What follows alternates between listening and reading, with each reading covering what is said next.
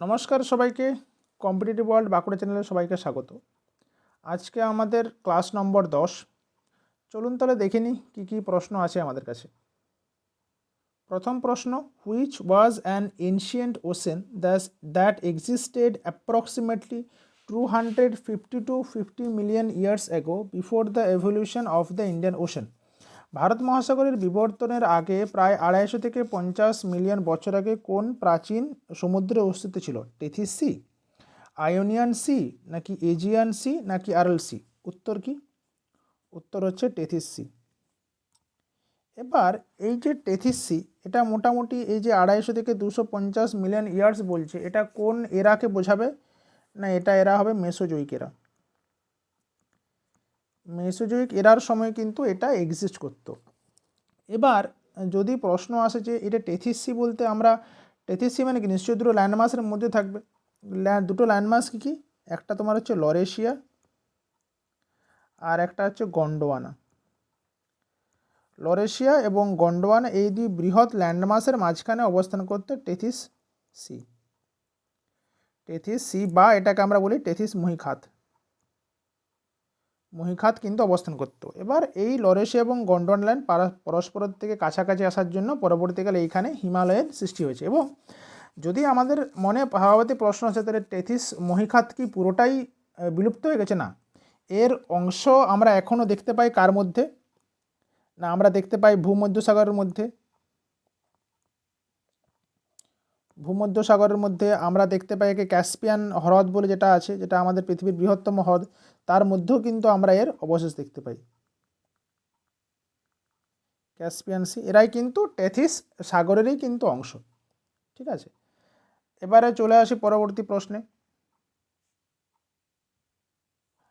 2 নম্বর প্রশ্ন কি?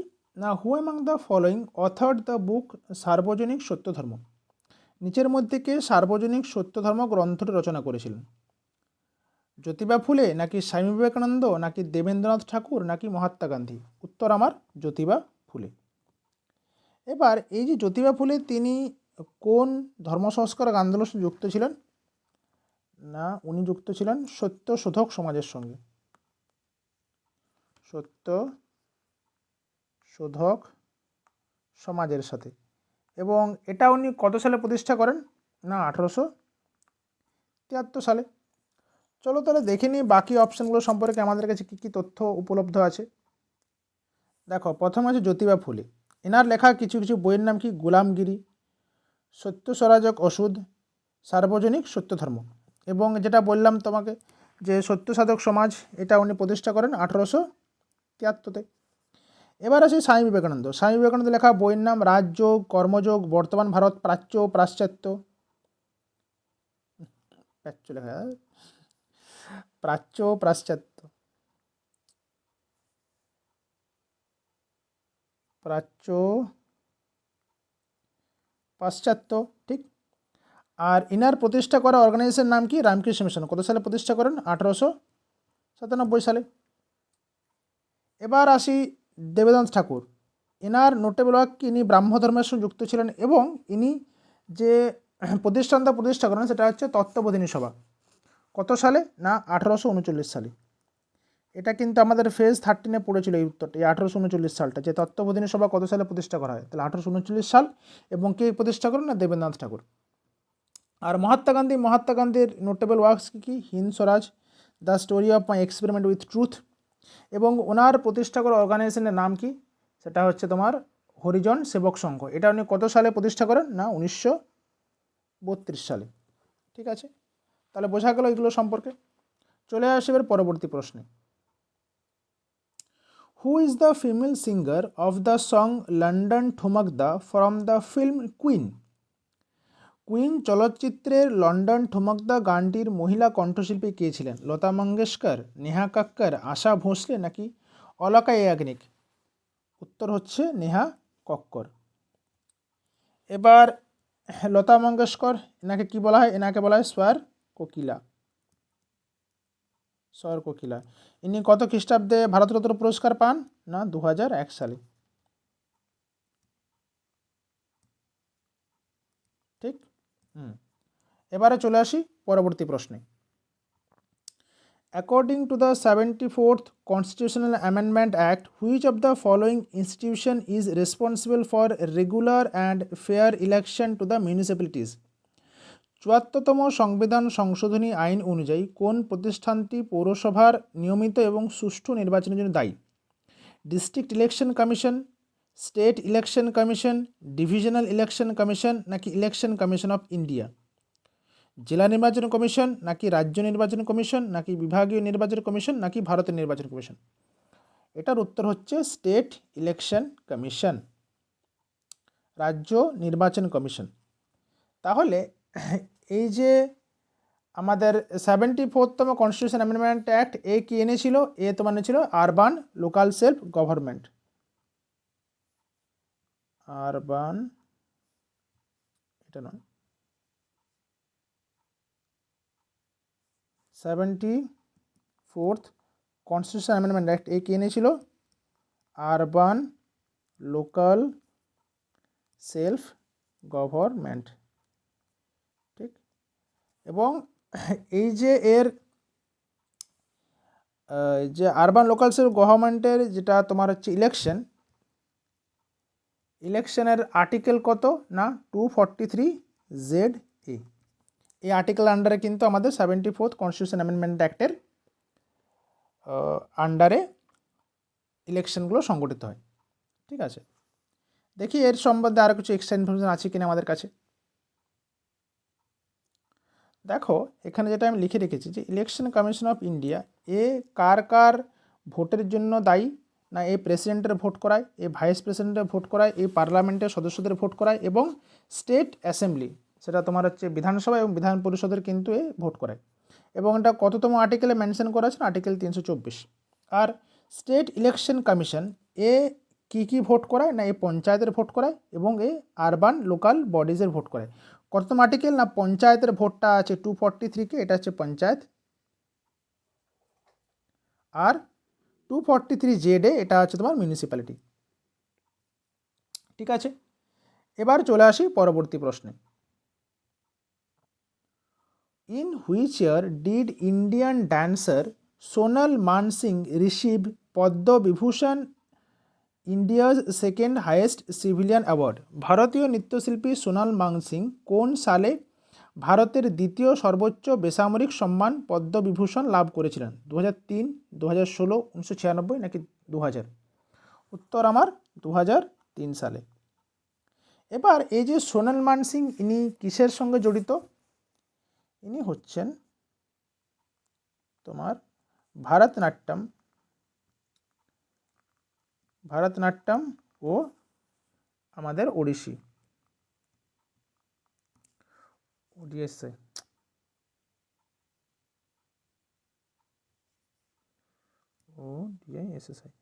ওড়িশি নাচের সঙ্গে জড়িত ছিলেন আমাদের সোনাল মানসিং। এরপরে চলে আসি পরবর্তী প্রশ্নে। The constant number of water molecules present in one formula of a single unit of salt is known as. লবণের একটি একক ফর্মুলার মধ্যে উপস্থিত জলের অণুর নির্দিষ্ট সংখ্যাকে কি বলা হয়? ফিক্সড ওয়াটার, স্থির জল, আনমুভেবল ওয়াটার নাকি যেটা তোমার হচ্ছে যেটা নড়ে চড়ে না সেরকম ধরনের জল, ক্রিস্টালাইজড অ্যাকোয়া নাকি স্ফটিক জলীয় নাকি ওয়াটার অফ ক্রিস্টালাইজেশন নাকি স্ফটিক জল? এটা বাংলা মানে আপাতত এটাই পেয়েছি আমি। এবার উত্তরটা কি আমার? উত্তর হচ্ছে যে ওয়াটার অফ ক্রিস্টালাইজেশন, স্ফটিক জল। এবার এই যে ওয়াটার অফ ক্রিস্টালাইজেশন মানে একটা যে কোনো ইয়ে থাকবে আমার লবণের অণু থাকবে, সেই লবণের অণুর সঙ্গে কিছু অনেক সময় কি হয়, বেশ কিছু লবণের অণুর সঙ্গে কিছু জলের অণু যুক্ত থাকে এবং ওইটা থাকার জন্য ওটার কেমিক্যাল প্রপার্টির চেয়ে বড় কথা যে ফিজিক্যাল প্রপার্টির কিন্তু শো করে ওই জলের অণুগুলো থাকার জন্য। কিছু উদাহরণ দেখলে বোঝা যাবে। দেখো প্রথমে যেটা যে hydrated copper sulphate CuSO4, 5H2, একে কি বলা হয়? একে বলা হয় ব্লু ভিট্রিয়াল। এই যে এর যে এই যে ব্লু রঙটা, এই ব্লু রঙটা কিন্তু এই 5H2 থাকার জন্য এসছে। এর 5H2 উঠে দাও, এ অ্যানহাইড্রাস হয়ে যাবে এবং অ্যানহাইড্রাস হয়ে পরে এর যে প্রপার্টি সেই প্রপার্টিটা কিন্তু লুজ করে ফেলবে। তাহলে এই যে 5H2 এই জলাণু কিন্তু ওর মধ্যেই থাকে। এটা জলাণু থাকার জন্য এমন নয় যে এটা ভেজা ভেজা ফিল হবে বা স্যাঁতস্যাঁতে ফিল হবে, সেরকম কিন্তু মোটেই না। এটা ওর ক্রিস্টালাইন স্ট্রাকচারের মধ্যেই ইনকর্পোরেটেড করা আছে। যেমন হচ্ছে ওয়াশিং সোডা Na2CO3, 10H2, 10 অণু জল এর প্রত্যেকটা অণুর সঙ্গে যুক্ত হয়ে আছে। জিপসামের CuSO4, 2H2। এবার এখান থেকে যদি জলটা বার করতে যাই তখনই সেটা জিপসামের থেকে হয়ে যাবে কিসে কনভার্ট হয়ে যাবে না, প্লাস্টার অফ প্যারিসে কনভার্ট হয়ে যাবে। সেটা আর আলাদা জিনিস, ঠিক। আর এই যে ফেরাস সালফেট 7H2, 7 অণু জল আছে, এটাকে কি বলি আমরা, এটাকে বলি আমরা গ্রিন ভিট্রিয়ল। তাহলে জিনিসটা হচ্ছে কি না, কিছু কিছু লবণের সঙ্গে বেশ কিছু জলীয় অণু ওর প্রত্যেকটা অণুর সঙ্গে জুড়ে লেগে থাকে। আমরা যেটাকে গোদা বাংলায় বলি লেজুড়, তাহলে লেজুড় হিসাবে কিন্তু প্রত্যেকটা অণুর সঙ্গে যুক্ত থাকে। তাহলে এটাকেই বলা হচ্ছে ক্রিস্টালাইন অফ ওয়াটার, ঠিক আছে। তাহলে এরপরে চলে আসি পরবর্তী প্রশ্নে।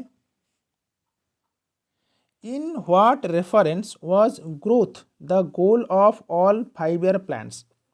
সবকটি পঞ্চবার্ষিকী পরিকল্পনার লক্ষ্য হিসাবে গ্রোথ কোন প্রেক্ষাপটে ব্যবহৃত হয়েছে?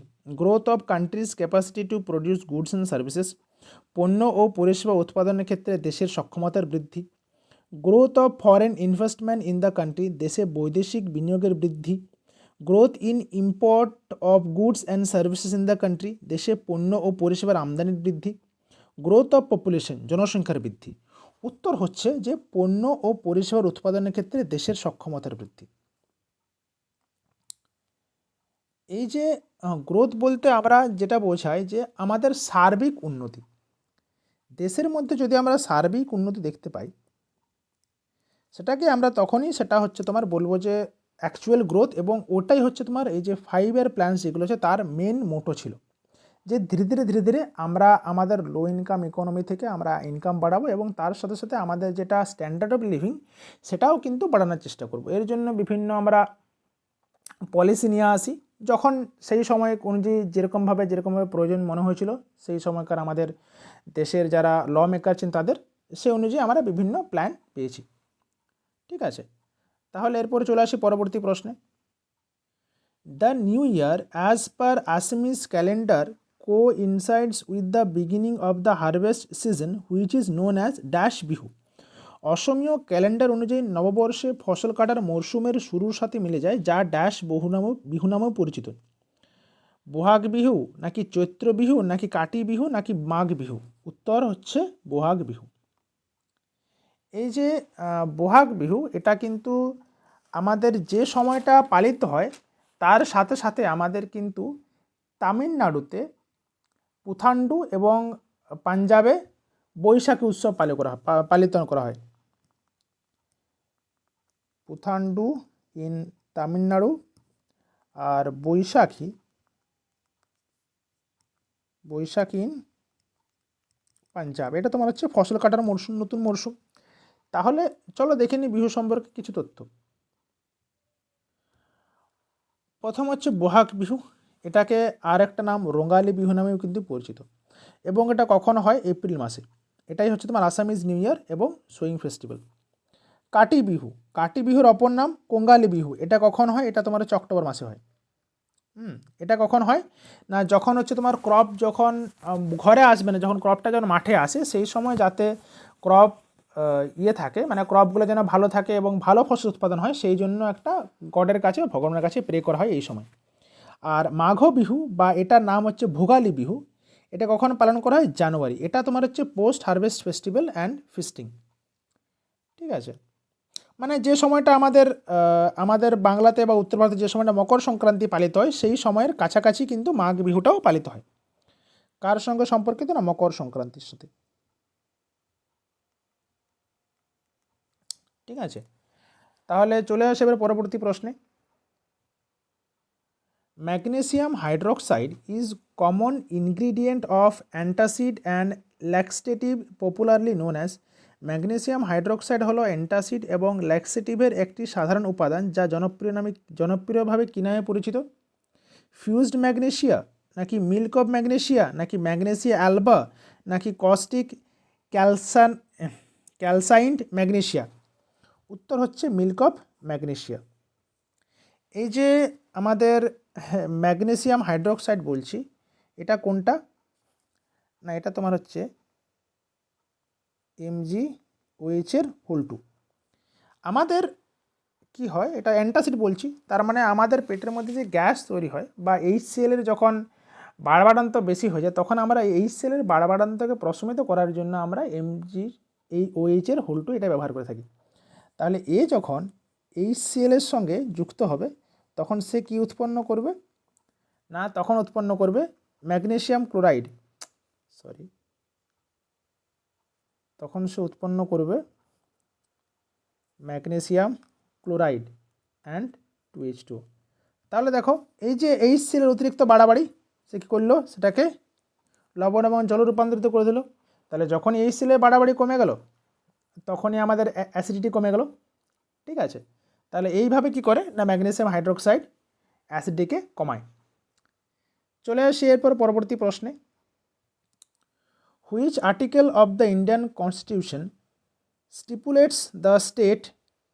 stipulates that the state shall work to promote the educational and economic interests of scheduled caste and scheduled tribe? ভারতীয় সংবিধানের কোন অনুচ্ছেদে বলা হয়েছে যে রাষ্ট্র তফসিলি জাতি এবং তফসিলি উপজাতিদের শিক্ষাগত ও অর্থনৈতিক স্বার্থের উন্নতির জন্য কাজ করবে? আর্টিকেল 49, আর্টিকেল 45, আর্টিকেল 48 নাকি আর্টিকেল 46? উত্তর হচ্ছে আর্টিকেল 46।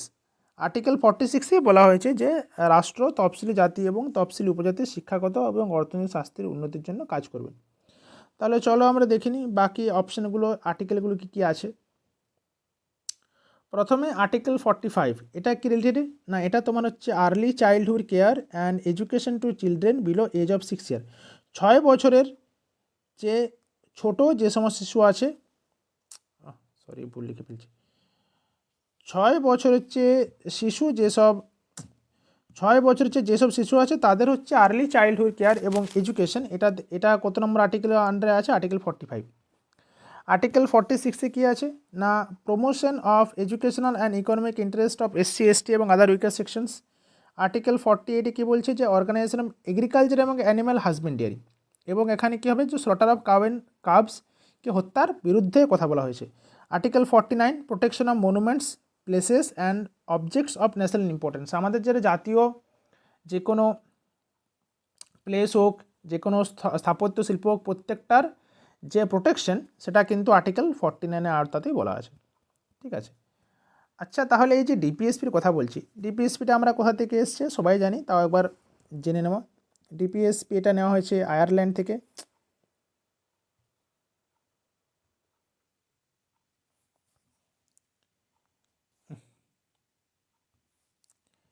ডিপিএসপি এটা নেওয়া হয়েছে আয়ারল্যান্ড থেকে, এবং এটা কততম সংবিধানের কততম পার্টে ঢোকানো আছে না, পার্ট 4-এ, এবং আর্টিকেল 36 to 51। ঠিক আছে, এবং এটা কি, এটা তোমার হচ্ছে non justiciable in nature, non justiciable in nature মানে আমার ডিপিএসপি কার্যকরী হচ্ছে না বা ডিপিএসপি কার্যকরী হয়ে গেছে, এটার জন্য কিন্তু আমি কোর্টে যেতে পারবো না। অপরদিকে যদি ফান্ডামেন্টাল রাইটস ভায়োলেটস হয় সেটা কিন্তু অবশ্যই জাস্টিসিয়েবল, এবং ওটার জন্য কোর্টে যেতে পারি, কিন্তু ডিপিএসপির জন্য যেতে পারি না।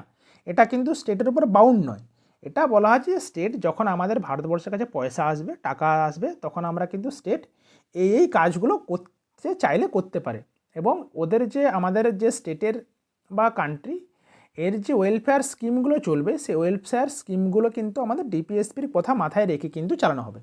ঠিক আছে, তাহলে চলে আসি পরবর্তী প্রশ্নে। As per census 2011, which of the following southern state has the lowest literacy rate? 2011 সালের আদমশুমারি অনুযায়ী নিচের কোন দক্ষিণ ভারতীয় রাজ্যের সাক্ষরতার হার সবচেয়ে বেশি? সবচেয়ে বেশি নয়, লোয়েস্ট, সবচেয়ে কম, কি বলছি, কর্ণাটকা নাকি অন্ধ্রপ্রদেশ নাকি তামিলনাড়ু নাকি কেরালা? উত্তর কি? উত্তর হচ্ছে অন্ধ্রপ্রদেশ। এই যে 2011 আদমশুমারি অনুযায়ী দক্ষিণ ভারতে যতগুলো কান্ট্রি আছে, যতগুলো স্টেট আছে, সেই স্টেটগুলোর মধ্যে অন্ধ্রপ্রদেশের সাক্ষরতার হার সবচেয়ে কম। এখানে তোমার কেরালার যেটা লিটারেসি রেট সেটা তোমার হচ্ছে 94%, যেটা কিনা হাইয়েস্ট। তারপরে আছে তামিলনাড়ু, কাছাকাছি 80.09%। তারপরে আছে কর্ণাটকা 75.36%-এর কাছাকাছি, এবং অন্ধ্রপ্রদেশ এ আছে 67.02%-এর কাছাকাছি। ঠিক আছে, তাহলে উত্তর কি? উত্তর হচ্ছে আমার অন্ধ্রপ্রদেশ। এরপরে চলে আসি পরবর্তী প্রশ্নে। In the monasteries of which state was the Sattriya dance form developed? কোন রাজ্যের মঠগুলিতে সত্রিয় নৃত্যশিল্পীর উদ্ভব বা বিকাশ ঘটেছিল? পশ্চিমবঙ্গ, নাকি অরুণাচল প্রদেশ, নাকি আসাম, নাকি সিকিম? উত্তর হচ্ছে আসাম। আসামের আমাদের ক্লাসিক্যাল ডান্স হচ্ছে সত্রিয়। ঠিক আছে, আমাদের ওয়েস্ট বেঙ্গলের কোনো ক্লাসিক্যাল ডান্স দিকে নেই, অরুণাচল প্রদেশের কোনো ক্লাসিক্যাল ডান্স দিকে নেই, সিকিমের কোনো ক্লাসিক্যাল ডান্স দিকে নেই। এখন আসামের আছে, আসামের ক্লাসিক্যাল ডান্স সত্রিয়। পরবর্তী প্রশ্ন, from where does the customer get the ability to buy goods and services? একজন ক্রেতা পণ্য ও পরিষেবা কেনার সামর্থ্য কোথা থেকে পান? অ্যাডভার্টাইজমেন্ট থেকে পান, ইনভেস্টমেন্ট থেকে পান, টেস্ট অ্যান্ড প্রেফারেন্স থেকে পান, নাকি ইনকাম থেকে পান? উত্তর আমার কি থেকে? ইনকাম থেকে পান। তার কাছে টাকা থাকলে সে ইনকাম করলেই তো তিনি গুডস অ্যান্ড সার্ভিসেস পাবেন, তাই না? যদি আমার কাছে টাকা না থাকে তাহলে আমি কি কিনবো জিনিসপত্র? আমাকে বাজারে একটা চকলেট কিনতে গেলে তো আমার কাছে 1 টাকা থাকা প্রয়োজন, তাহলে আমার কি, আমাকে তার যদি ইনকাম করতে হবে, তাহলে ইনকাম করলে তবেই আমি কিন্তু গুডস এবং সার্ভিসেস কিনতে পাবো। ঠিক আছে, তাহলে এটা একদম মানে অ্যাজ সিম্পল অ্যাজ দ্যাট প্রশ্ন। চলে আসি পরবর্তী প্রশ্নে। ভক্তি প্রদীপ কুলকার্নি ইনি কিসের একজন বিখ্যাত খেলোয়াড়? জুডো, নাকি ব্যাডমিন্টন, নাকি চেস, নাকি ক্রিকেট? ইনি একজন বিখ্যাত চেস প্লেয়ার। ঠিক আছে, চলো তাহলে আমরা কিছু আরও বিখ্যাত চেস প্লেয়ার সম্পর্কে দেখিনি। বিশ্বনাথন আনন্দ, ইনি কিন্তু 5বারের ওয়ার্ল্ড চ্যাম্পিয়ন এবং ভারতবর্ষের প্রথম গ্র্যান্ডমাস্টার। ভক্তি কুলকার্নি, ইনি ওমেন গ্র্যান্ডমাস্টার এবং 2022 সালে ইনি অর্জুন পুরস্কার পান। কোনেরু হাম্পি, ইনিও কিন্তু ওয়ার্ল্ড র্যাপিড চেস চ্যাম্পিয়ন 2019 সালে। আর প্রজ্ঞানন্দা, ইনি হচ্ছেন youngest India to reach world cup final. ঠিক আছে, চলো এরপর দেখে নিই পরবর্তী প্রশ্ন কি আছে। In which year was the Nobel Prize awarded jointly to Eric A. Cornell, Wolfgang Cutlerl, and Carl E.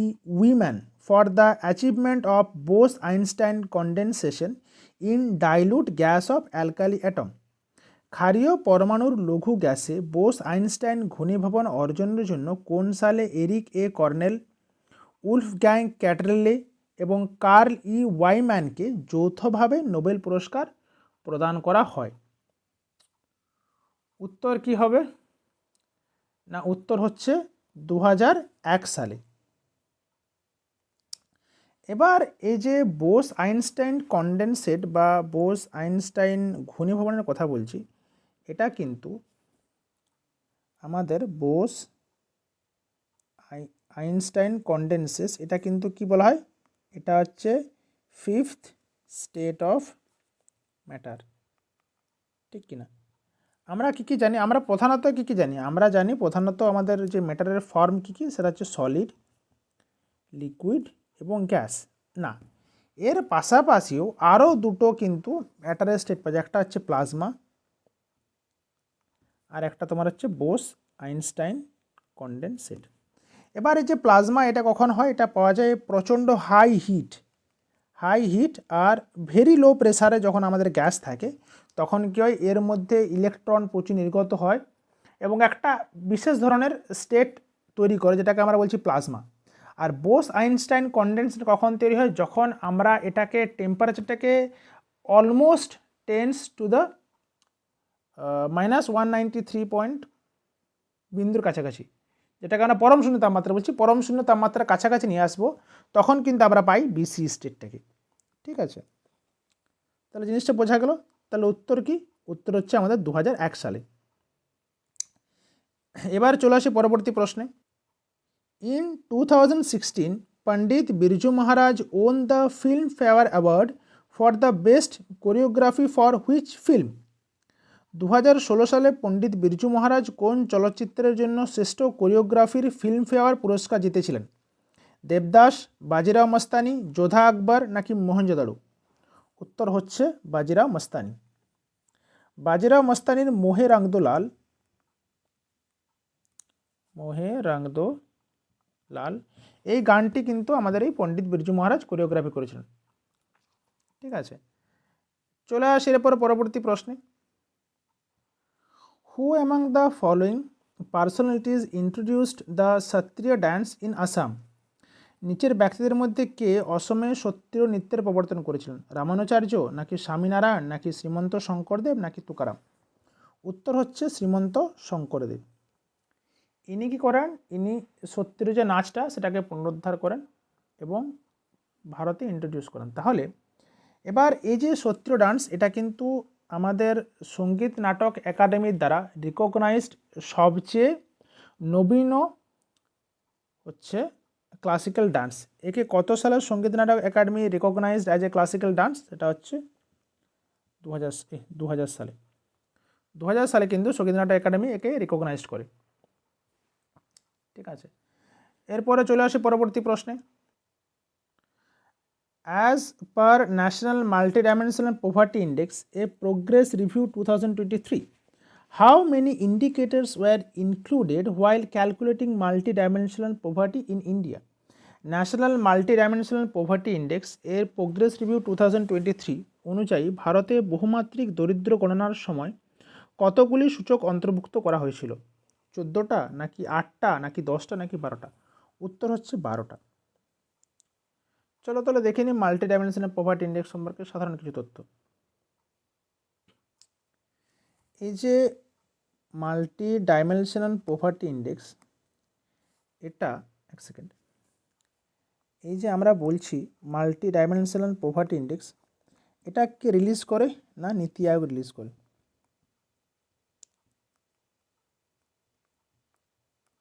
নীতি আয়োগ রিলিজ করে। এবং এই যে মোট কটা প্রধানত কটা ক্যাটাগরি? 3টে ক্যাটাগরি, এবং 3টে ক্যাটাগরির মধ্যে মোট 12টা আমাদের মানে 12টা ইন্ডিকেটার দেখা হয়, ইন্ডিকেটারকে দেখা হয়। এবারে চলো দেখে নিই কী কী ইন্ডিকেটারগুলো। এই যে হেলথ, যেখানে nutrition, child adolescence mortality, mental health, education, year of schooling এবং স্কুল অ্যাটেন্ডেন্স দেখা হয়। স্ট্যান্ডার্ড অফ লিভিংয়ে কী কী দেখা হয়? কুকিং ফুয়েল দেখা হয়, স্যানিটেশন দেখা হয়, ড্রিঙ্কিং ওয়াটার দেখা হয়, ইলেকট্রিসিটি দেখা হয়, হাউজিং দেখা হয়, অ্যাসেট দেখা হয় এবং ব্যাঙ্ক অ্যাকাউন্ট দেখা হয়। ঠিক আছে, এবার এর মধ্যে এই যে ম্যাটারনাল হেলথ এবং ব্যাঙ্ক অ্যাকাউন্টস, এরা কিন্তু এই যে গ্লোবাল মাল্টি ডাইমেনশনাল পভার্টি যে ইন্ডেক্স, এর মধ্যে কিন্তু কাউন্ট করা হয় না ম্যাটারনাল হেলথ এবং, তাহলে যদি বলি যে global MPI multi dimensional poverty ইন্ডেক্সে কতগুলো ইন্ডিকেটার আছে? না 10টা। গ্লোবাল এমপিআইতে কতগুলো আছে? না 10 ইন্ডিকেটার্স। ঠিক আছে, তাহলে এরপরে চলে আসি পরবর্তী প্রশ্নে। Which football club in India has the longest history? ভারতের কোন ফুটবল ক্লাবের ইতিহাস সবচেয়ে দীর্ঘ? Sarada football club, Mahindra united football club নাকি ইস্ট বেঙ্গল ক্লাব নাকি মুম্বাই সিটি ফ্যান ক্লাব? উত্তর কি? ফ্যান ক্লাব না, মুম্বাই সিটি ফুটবল ক্লাব। উত্তর হচ্ছে আমার Sarada football club, Sarada FC. ঠিক আছে, এই যে সারদা এফসি, এটা প্রতিষ্ঠা করা হয়েছিল 1879-এ। কোথাতে? না তৎকালীন ক্যালকাটাতে, টিটিএতে। ঠিক আছে, আর ইস্ট বেঙ্গল কত সালে? 1920। আচ্ছা, তোমাদের জন্য একটা ছোট্ট প্রশ্ন রইল যে আমাদের ভারতবর্ষের সবচেয়ে প্রাচীনতম ফুটবল টুর্নামেন্টের নাম কি? ভারতের প্রাচীনতম ফুটবল টুর্নামেন্ট কোনটি? এটা অবশ্যই আমাকে কমেন্ট সেকশনে জানিও, এবং যার উত্তরটা সঠিক হবে তাকে আমি একটা হার্ট দিয়ে দেবো। এরপর কিন্তু হ্যাঁ অবশ্যই provided that don't use internet, যেটা মনে আসবে তোমার সেটা বলবে, ইন্টারনেট দেখে বলে কিন্তু সেটা কোনো বাহাদুরি নেই, ঠিক আছে। তাহলে এবার চলে আসি পরবর্তী প্রশ্নে। During which 5-year plan was the department of biotechnology set up by the government of India? Bharat সরকার কোন পঞ্চবার্ষিকী পরিকল্পনাকালে বায়োটেকনোলজি বিভাগ স্থাপন করেছিল? 7th নাকি 6th নাকি 9th নাকি 8th? উত্তর কি? উত্তর হচ্ছে আমাদের 7th। এই যে বায়োটেকনোলজি বিভাগ এটা কত সালে প্রতিষ্ঠা হয়? না 1986-এ,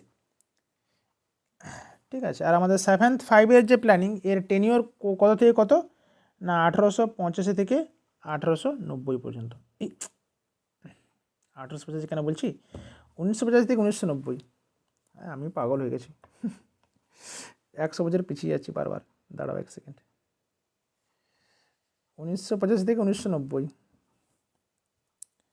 1985 থেকে 1990, ঠিক আছে। তাহলে উত্তর কি? উত্তর হচ্ছে আমাদের 7th 5-year প্ল্যান। এবার এই 7th 5-year প্ল্যান প্রধান অবজেক্টিভ কী ছিল? এর অবজেক্টিভ ছিল food work and productivity.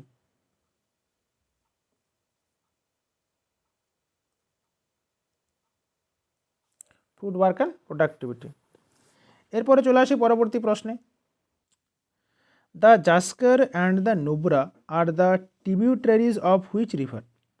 Zanskar এবং নুব্রা কোন নদীর উপনদী? ইন্দাস, গঙ্গা, কাবেরী নাকি মহানদী? উত্তর হচ্ছে ইন্দাসের উপনদী হচ্ছে এরা, ইন্দাসের উপনদী। ইন্দাসের আর প্রধান প্রধান কী কী উপনদী আছে? ঝিলাম, চেনাব, রাভি, বিয়াস, সুতলেজ। এরা হচ্ছে তোমার জাস্কার এবং নুব্রা, এরা কোন তীরের উপনদী? এরা হচ্ছে সিন্ধু নদের ডান তীরের উপনদী। আর এরা জেসিআর বিএস এরা কোন তীরের উপনদী? না এরা হচ্ছে বাম তীরের উপনদী, এরা হচ্ছে বাম তীরের উপনদী, ঠিক আছে। গঙ্গার উপনদীকে কে আছে? যমুনা, তাই না? ঘরঘরা, ঘরঘরা, গণ্ডক, কোশি, এটসেট্রা। কাবেরীর উপনদী কী আছে? কাবেরীর উপনদী হেমাবতী, হেমাবতী, ভবানী, আর কি সিমসা, অমরাবতী।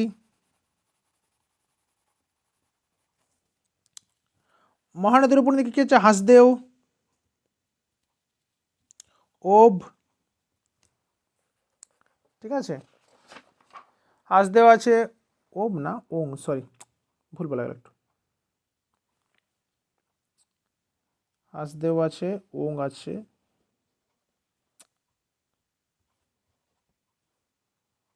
ওব না, উত্তরটা হচ্ছে ওং। ওং আছে, হাসদেও আছে, মান্দ আছে, সেওনাথ আছে, এটসেট্রা। তাহলে উত্তরটা কি? জাস্কার এবং নুব্রা কার উপনদী? না সেটা হচ্ছে ইন্দাসের উপনদী। চলে আসি এরপর পরবর্তী প্রশ্নে। Once a dancer is the autobiography of Sudha Chandran, Audrey Hepburn নাকি যামিনী কৃষ্ণমূর্তি নাকি অ্যালেগ্রা কেন্ট? উত্তর কি? উত্তর হচ্ছে আমার Allegra Kent. Once a dancer is the autobiography of Allegra Kent. ইনি কোন নাচের সঙ্গে জড়িত ছিলেন? না ইনি ছিলেন ব্যালেট, ব্যালেট নাচের সঙ্গে জড়িত ছিলেন। এরপরে চলে আসি পরবর্তী প্রশ্নে।